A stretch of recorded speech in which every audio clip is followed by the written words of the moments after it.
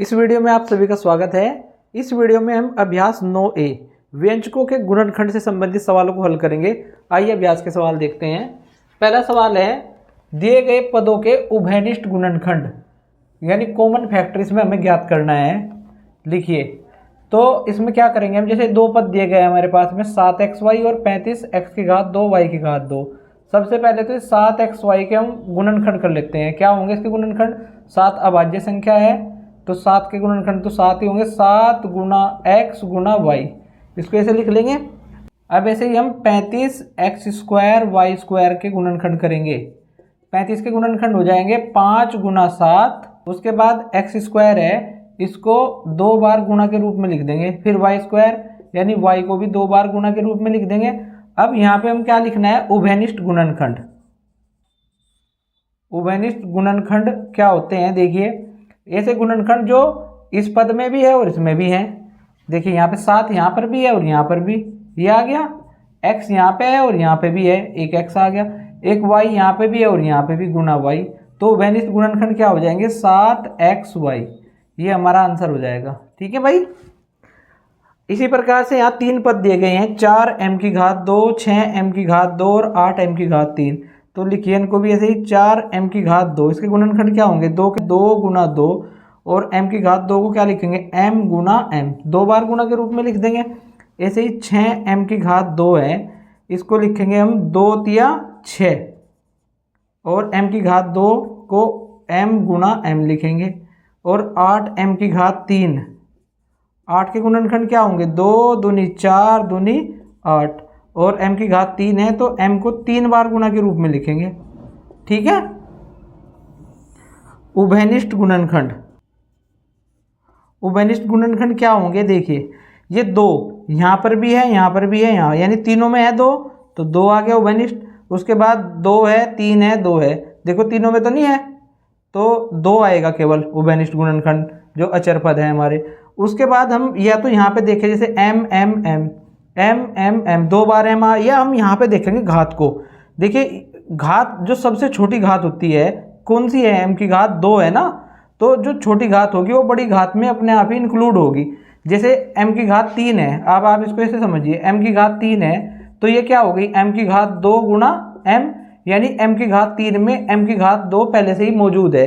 तो या तो आप इसको यहाँ पे देख के लिखेंगे, एक बार तो m ये आ गया, एक बार ये आ गया। ये जो छोटी घात होती है वो इसमें पहले से इंक्लूड होती है, तो हम लिख लेते हैं m m m, एक बार m और फिर a m आ गया। तो इस प्रकार से उभयनिष्ठ गुणनखंड आ जाएगा 2 m और m की गुणा कितनी हो गई? m2। इसको हम यहाँ से डायरेक्ट भी लिख सकते थे m2। ठीक है भाई। अब हम समझेंगे सवाल नंबर 3 जो उसका है, 3a और 21ab, इनका हमें उभयनिष्ठ गुणनखंड ज्ञात करना है। सबसे पहले 3a का हम गुणनखंड करते हैं, ये होगा 3 गुना a और 21ab के गुणनखंड क्या होंगे? 21 के गुणनखंड होंगे 3 गुना 7 और ab के गुणनखंड गुना a गुना b। अब यहाँ पे हम लिखते हैं उभयनिष्ठ गुणनखंड। तो उभयनिष्ठ गुणनखंड लिखिए भाई। देखिए 3 यहाँ पे भी है, यहाँ पे भी, तो ये उभयनिष्ठ आ गया 3। अब ये a यहाँ पे है और a है, तो उभयनिष्ठ गुणनखंड हो गया हमारा 3a। ये हमारा आंसर हो जाएगा। ठीक है। सवाल नंबर 2 है, व्यंजक 7pq plus 8qr plus 3qs का उभयनिष्ठ गुणनखंड होगा। तो यहाँ पे इसको लिखते हैं 7pq प्लस 8qr और प्लस 3qs। तो देखिए 7, 8 और 3, अगर हम इन गुणनखंडों को देखते हैं तो इनमें से कुछ भी कॉमन नहीं है। अब यहाँ पे देखिए p यहाँ पे है, इसमें नहीं है, तो p भी कॉमन नहीं होगा। अब क्यों यहाँ पर भी है, यहाँ पर भी है और यहाँ पर भी है, तो क्यों जो है कॉमन आ जाता है। अगर आपको इसके अंदर बताना है क्या बचेगा तो उसको भी देख लो। यहाँ से बच गया 7p, यहाँ से 8r और यहाँ से 3s, ये बचेगा। कॉमन क्या है हमारा? क्यों? विकल्प a, क्यों सही है। इसी प्रकार से व्यंजक b गुना 6a minus b plus 2c गुना 6a माइनस b के पदों का उभयनिष्ठ गुणनखंड होगा। अब इस व्यंजक को आप ध्यान से देखिए, उभयनिष्ठ गुणनखंड क्या आएगा? देखिए 6a माइनस b इस पद में भी है और इस पद में भी है, तो हमारा उभयनिष्ठ गुणनखंड क्या होगा? 6a माइनस b, ये हमारा उभयनिष्ठ गुणनखंड होगा। और विकल्प थर्ड 6 माइनस बी हमारा सही है। ठीक है। सवाल नंबर 4 है निम्नलिखित के गुणनखंड कीजिए। तो इसमें फर्स्ट पार्ट है 5x² माइनस 25xy। तो सबसे पहले तो इस पद के हम गुणनखंड करते हैं। 5 गुणा x² है, इसको लिख लेंगे x गुणा x। फिर माइनस 25xy के गुणनखंड क्या होंगे, 25 के गुणनखंड होंगे 5 गुणा 5 और xy को लिख देंगे x गुणा y। अब यहाँ पे हम देखते हैं कि इन दोनों पदों में कौन कॉमन है। देखिए 5 यहाँ पर भी है, यहाँ पर भी, तो 5 कॉमन आ गया। इसी प्रकार से ये x यहाँ पर भी है और यहाँ पर भी है, तो ये x भी कॉमन आ गया। अब और कोई ऐसा पद नहीं है, जैसे यहाँ पे x है, यहाँ पे y है, तो ये तो कॉमन नहीं होगा ना। अब यहाँ से 5 गुणा x हमने बाहर ले लिया कॉमन, और क्या बच गया x माइनस, अब ये एक 5 और एक x बाहर आ चुका, यहाँ से ये 5 और y बचेगा, 5 गुणा y। अब ये हो गया हमारा 5x गुणा x माइनस 5y, ये गुणनखंड हो जाएंगे इसके, ये हमारा आंसर है। इसी प्रकार से इसका सेकंड पार्ट है 9a² माइनस 6ax। तो 9 के गुणनखंड क्या होंगे, 9 के गुणनखंड होंगे 3 तिया 9 और a² के गुणनखंड कर देंगे a गुना a। इस प्रकार से 6 के गुणनखंड होंगे 2 गुना 3 और ax के गुणनखंड a गुना x हो जाएगा। अब यहाँ से देखिए क्या कॉमन आता है, ये 3 यहाँ पर भी है और यहाँ पर भी, तो 3 कॉमन आ गया। इसके बाद में a यहाँ पर भी है, यहाँ पर भी है, इस a को भी हमने बाहर कॉमन ले लिया, और कोई पद चर और अचर हमारे नहीं मिलते हैं। तो देखिए यहाँ से क्या बचा, यहाँ से बच गया 3a यानी 3 गुना a और यहाँ से 2 गुना x, ये बच गया। अब इसको लिख देते हैं, 3 गुना a हो गया 3a और 3a माइनस 2x, तो 3a गुना 3a माइनस 2x ही हमारा आंसर आ जाता है। सवाल नंबर थर्ड है इसी का 36a² माइनस 60a² BC। तो 36 के गुणनखंड क्या होंगे, अगर आप ऐसे गुणनखंड कर लेते हो तो ठीक है, नहीं तो 36 को आप ऐसे लिखें यहाँ पे, और 36 में क्योंकि ये देखिए इकाई का अंक 2 है तो ये 2 से विभाजित हो जाएगा। अब 3 में पहाड़ा चलाया 2 का, 2 एकम 2, 1 बच गए, यहाँ से 1 और 6 हो गए 16, यानी 1 दाई 6 इकाई 16 हो गए। अब 16 में चलाएंगे हम 2 अट्ठे 16, फिर 18 में 2 का पहाड़ा चलाते हैं, 2 नीम 18, फिर ये अब ये 3 से कटेगा, 3 तिया 9 और 3 एकम 3। ठीक है।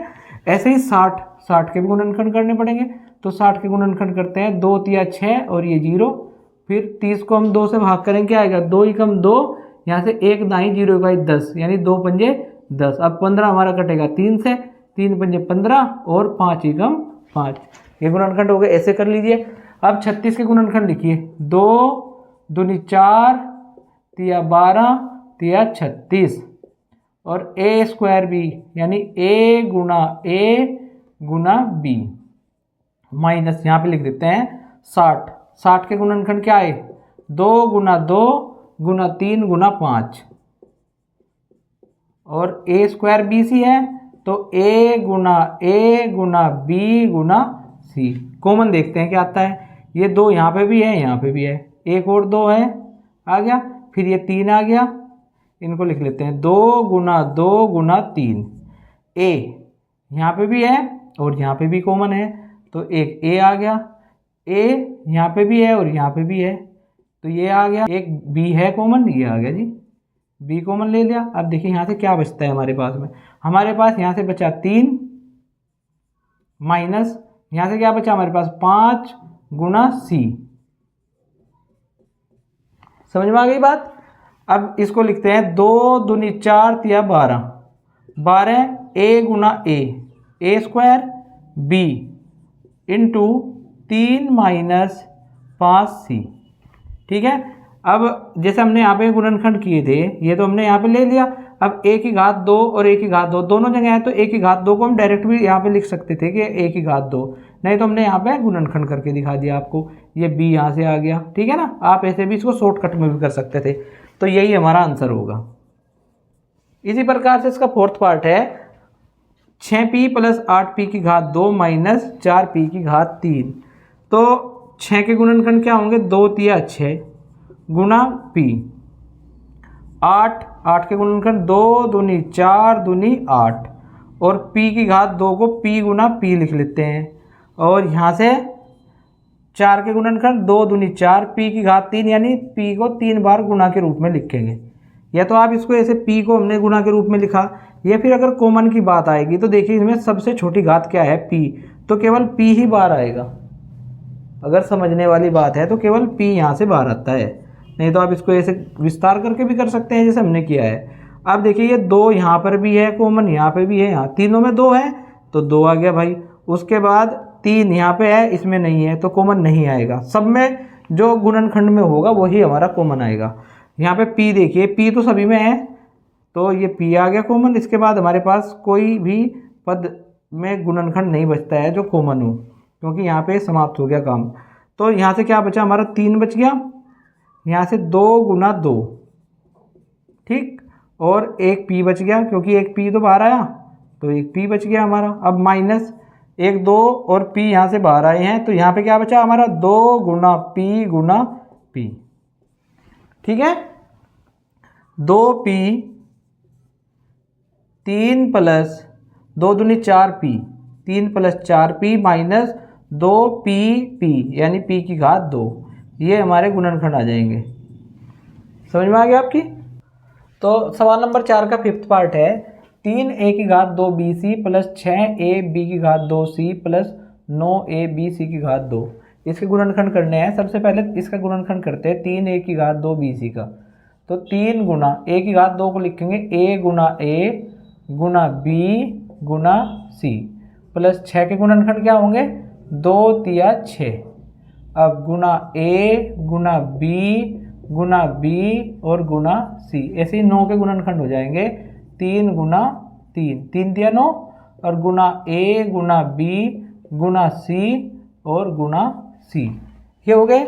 अब कॉमन देखते हैं क्या आता है। हमें दिख रहा है कि ये 3 सभी में कॉमन है, तीनों में, तो 3 को हमने बाहर ले लिया, यहाँ पे कॉमन वो बेनिस्ट ले लिया। अब a सभी में है, a यहाँ पे भी है, यहाँ पे भी है और यहाँ पे भी है, तो फिर उसके बाद हमने a कॉमन ले लिया। अब यहाँ पे a एक हो रहा है, उसके बाद यहाँ पे a नहीं है, ये तो हमें यहीं से दिख रहा। देखो जो सबसे छोटी घात होगी a की सबसे छोटी घात क्या है, a है, वो a कॉमन आ जाएगा।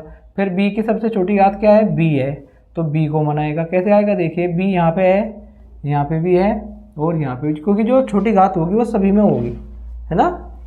बड़ी घात के अंदर छोटी घात पहले से ही समाहित होती है, तो ये b आ गया हमारा। उसके बाद क्या आएगा, c आएगा, c यहाँ पे भी है और यहाँ पे भी, c की जो सबसे छोटी घात है वो 1 है, तो यहाँ पे c आ गया। अब यहाँ से देखिए क्या बचता है, यहाँ से a बच गया हमारा केवल, और इसमें से क्या बचेगा, ये 2 बच गया और ये b बच गया हमारा। फिर यहाँ से क्या बचेगा, ये 3 बच गया और क्या बचा, और बचा है c, 3 गुना c, ये हो जाता है 3abc और ब्रैकेट में आ गया a plus 2b plus 3c, ये हमारे गुणनखंड आ गए इसके, ठीक है भाई। अब सवाल नंबर 5 में भी निम्नलिखित के गुणनखंड कीजिए। इसमें क्या करना है, फर्स्ट पार्ट है x गुना x माइनस 2 प्लस 3 गुना x माइनस 2। तो गुणनखंड जब हम करेंगे देखिए ये हमारे पास में कॉमन आ जाता है, x माइनस 2 दोनों में है, तो इस x माइनस 2 को हमने बाहर कॉमन लिख दिया और बचा क्या, यहाँ से x बच गया, यहाँ से प्लस 3, इस x प्लस 3 को यहाँ पे लिख दिया और ये हमारा आंसर आ गया। ये गुणनखंड हो गए इसके, ठीक है। सेकंड पार्ट है 7 गुना a minus 4 plus 7 Guna 4 minus a। यहाँ पर हम देखते हैं कि यहाँ पे a माइनस 4 है गुणा में और यहाँ 4 माइनस a है। इस 4 माइनस a को a माइनस 4 बनाना है हमें, तो कॉमन आ जाएगा ना। चलिए बनाते हैं, कैसे बनेगा, 7 गुना a माइनस 4, 7 की गुना अंदर, इसको मैं ऐसे लिख सकता हूँ माइनस a प्लस 4 लिख दिया। अब इसको मैं a माइनस 4 बनाऊँगा, कैसे बनाऊँगा देखिए आप, a माइनस 4 प्लस 7। अब इसमें से मैं माइनस कॉमन ले लेता हूँ, तो माइनस कॉमन लेने पे ये बन जाएगा a माइनस 4, ठीक है। अब ये इस प्लस 7 की इस माइनस में हम गुना कर देंगे, 7 गुना a माइनस 4, जब प्लस की माइनस में गुना करेंगे तो माइनस हो जाएगा ना, और अंदर क्या बच जाएगा, a माइनस 4। अब यहाँ से a माइनस 4 दोनों से ओवेनिस्ट यानी कॉमन है, इस a माइनस 4 को हम बाहर लिख लेंगे और बचेगा क्या हमारे पास, 7 माइनस 7, 7 माइनस 7 यानी 0, 0 बच गया। तो a माइनस 4 गुना 0 कितना हो गया 0। ये आप यहीं पे भी कर सकते थे इसको, यहाँ पे अगर आप कॉमन ना लेके देखिए ये 7 गुना a माइनस 4 और माइनस 7 गुना a माइनस 4, तो दोनों समान पद हैं, तो आप यहाँ पे भी आंसर इसका 0 दे सकते थे भाई। ठीक है, आगे समझ। फिर इसका थर्ड पार्ट है 2y गुना y प्लस 5 माइनस 3 गुना y प्लस 5। अब ये जो गुणनखंड है इसके y प्लस 5 ये दोनों में कॉमन है, तो इस y प्लस 5 को हम बाहर लिख लेते हैं। अब बचता क्या है, यहाँ से बच गया हमारा 2y और यहाँ से -3, तो 2y माइनस 3, तो इसके गुणनखंड क्या है y प्लस 5 गुना 2y माइनस 3, ये हमारा आंसर हो जाएगा। ठीक है। सवाल नंबर 5 का फोर्थ पार्ट देखिए, d माइनस 7 का वर्ग प्लस 7 गुना d माइनस 7। तो इस d माइनस 7 के वर्ग को हम लिख लेते हैं, घात 2 है तो 2 बार गुणा के रूप में लिख सकते हैं, d माइनस 7 गुना d माइनस 7 और प्लस 7 गुना d माइनस 7। अब ये d माइनस 7 दोनों से कॉमन है ना, दोनों के गुणनखंड में है, तो इस d माइनस 7 को हम कॉमन ले लेते हैं बाहर।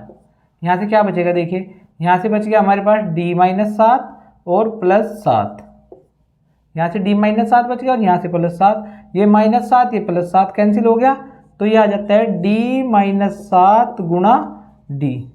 ये इसको हम ऐसे लिख दें d इंटू डी माइनस 7, ये हमारा आंसर आ गया। ठीक है। इसी प्रकार से सवाल नंबर 5 है, इसका 5th part, a Guna a minus 5 plus 9 Guna 5 minus a। अब यहाँ पर a माइनस 5 है और यहाँ 5 माइनस a है। अब अगर हम इस 5 माइनस a को a माइनस 5 बना दे तो ये कॉमन आ जाएगा हमारे पास में। बनाते हैं भाई, a Guna a minus 5 plus 9 गुना, अब इसको माइनस a को हमने पहले लिख दिया और ये क्योंकि ये माइनस का है इसको पहले लिख दिया, ये प्लस का है इसको बाद में लिख दिया, माइनस a प्लस 5, बात तो एक ही है ना। तो a गुना a माइनस 5। अब हम यहाँ पे देखिए क्या करते हैं, ब्रैकेट के अंदर इन दोनों में से हम माइनस कॉमन ले लेते हैं, क्योंकि या तो आप कहते हैं कि माइनस 1 कॉमन ले लें इसमें से, या फिर इस माइनस चिन्ह को हमने कॉमन ले लिया, अंदर क्या बचेगा, ये माइनस इनके चिन्ह बदल देगा, a माइनस 5 हो जाएगा ये। ठीक है, कैसे, अगर देखिए मैं इस माइनस के अंदर गुना करूँगा तो ये तो हो जाएगा माइनस का a और ये माइनस माइनस प्लस, प्लस का 5, यही आ जाएगा ना जो होगा। तो आप या तो माइनस कह दें इसको या माइनस 1 कह दें। ठीक, अब इस प्लस 9 की गुना माइनस में करनी है तो माइनस का 9 हो जाएगा, इसको माइनस 1 लिख दीजिए, चलिए कोई बात नहीं है। अब a इंटू a माइनस 5 और प्लस के 9 की गुना माइनस के 1 में करेंगे तो ये माइनस का 9 हो जाएगा और यहाँ से क्या बचेगा a माइनस 5। अब ये a माइनस 5 इन दोनों से क्या आ गया, कॉमन, दोनों की गुना में है, तो a माइनस 5 को हम बाहर कॉमन यानी उभयनिष्ठ ले लेते हैं और यहाँ से क्या बच गया a माइनस 9, ये हमारा आंसर आ जाएगा भाई। ठीक है। इसका 6th पार्ट है z माइनस 2 का वर्ग माइनस 3 गुना z माइनस 2, बिल्कुल सेम सवाल है इसके जैसा ही। तो z माइनस 2 के वर्ग को लिख लेते हैं z माइनस 2 गुना z माइनस 2, क्योंकि घात 2 है तो 2 बार गुना के रूप में लिख दिया हमने इसको, माइनस 3 गुना z माइनस 2। अब एक z माइनस 2 यहाँ से हमारा कॉमन आ जाता है, इसको यहाँ पे बाहर कॉमन ले लिया, z माइनस 2, तो यहाँ से क्या बच गया z माइनस 2 और यहाँ से क्या बचेगा माइनस के 3, तो ये आ जाता है भाई z minus 2 into Z minus के 2 और माइनस के 3 कितने हो गए माइनस के 5, तो ये हमारा आंसर आ जाएगा, यानी ये इसके गुणनखंड आ जाएंगे z माइनस 2 गुना z माइनस 5। इसी प्रकार से इसका 7th पार्ट है 17 गुना a plus 3 plus 17 Guna 3 minus a। तो यहाँ पे हम देखते हैं कि ये 17 दोनों की गुना में है, दोनों पदों की गुना में है, तो इस 17 को हम कॉमन ले लेते हैं। यहाँ से क्या बचेगा, देखिए यहाँ से बच गया हमारा a प्लस 3 और यहाँ से प्लस 3 माइनस a, इसको मंझले ब्रैकेट में लिख लेते हैं। अब 17 कॉमन है, इसको खोलते हैं ब्रैकेट को, a plus 3 plus 3 minus a। अब देखिए प्लस का a है और ये माइनस का a है, कैंसिल हो जाएंगे। अब बचता क्या है ब्रैकेट के अंदर बचता है भाई 3 और 3 6। अब 17 की और 6 की गुणा करेंगे, कितना आएगा 17 6 का 102, ये हमारा आंसर आ जाएगा। अभ्यास समाप्त। वीडियो को पूरा देखने के लिए आप सभी का धन्यवाद।